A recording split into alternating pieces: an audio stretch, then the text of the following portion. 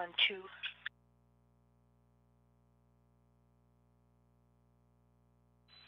Munich is with you on 2, Sunny. Story so far on that detector. Usually things pop up after a day, and I've really essentially tore apart the whole starboard end cone and put it back together.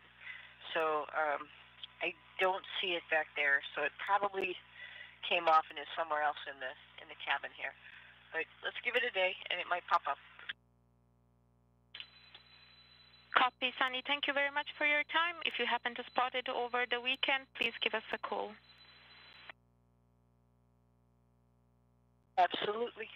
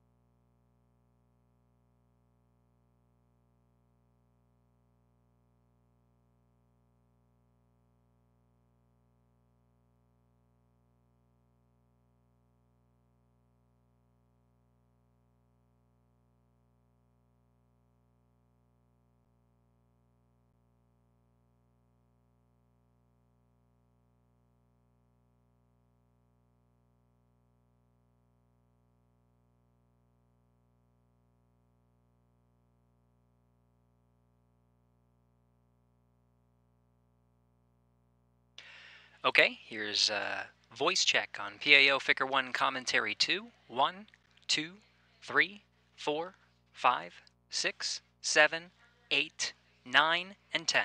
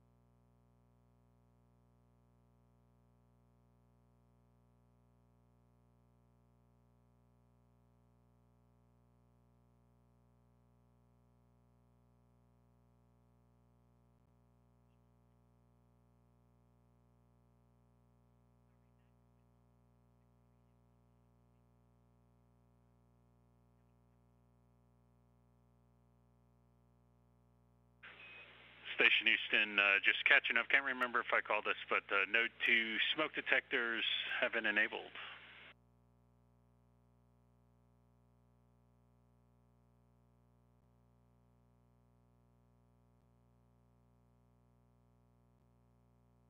Hey, thanks, Neil.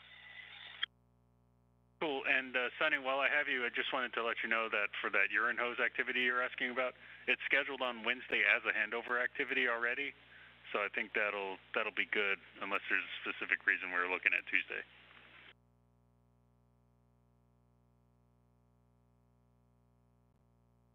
Okay.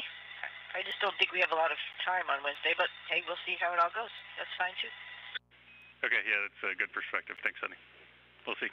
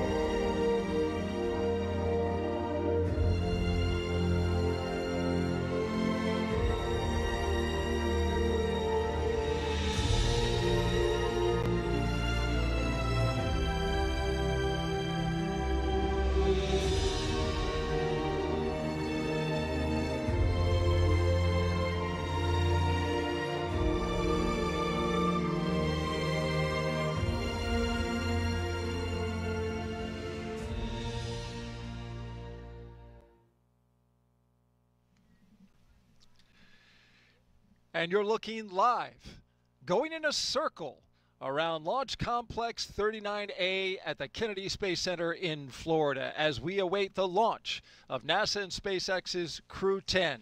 Hey, it's March 14th, and you're looking live, Pi Day, going in a we circle are ready to around fly Launch away. Complex 39A at the Kennedy Space Center in Florida as we await the launch of NASA and SpaceX's Crew 10.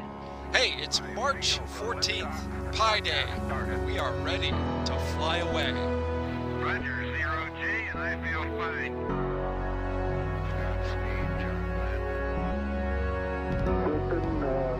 Tranquility Base here. The Eagle has landed. Roger, Tranquility. We copy you on the ground. New possibilities are opening up for scientific cooperation between countries. 1, 0, 0. Liftoff. Americans return to space as Discovery clears the tower. Discovery, go and throttle up. Discovery, Roger. Go for deploy. Roger. Nice to be in orbit. We have followed in their footsteps to get us where we are today.